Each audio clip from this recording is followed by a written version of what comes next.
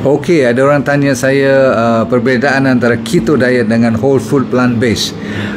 Berarti untuk terutama sekali orang diabetik dan orang yang ada blood pressure boleh tak mendapat keuntungan? Memang boleh sangat-sangat. Dua-dua diet ni boleh diguna pakai, cuma you kena pilih mana yang you lebih serasi.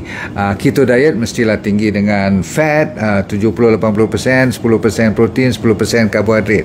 Rendah sekali karbohidrat, termasuk buah-buahan pun kadang-kadang tak boleh tempur langsung. Yang ni you kena taksub kepada benda-benda yang berlemak, berminyak dan kena belajar elok. Okey. Yang sama juga yang whole food plant based, you kena tinggikan kompleks karbohidrat, maksudnya seperti sayur, buah-buahan, bijirin ataupun termasuk nuts and seeds pun boleh.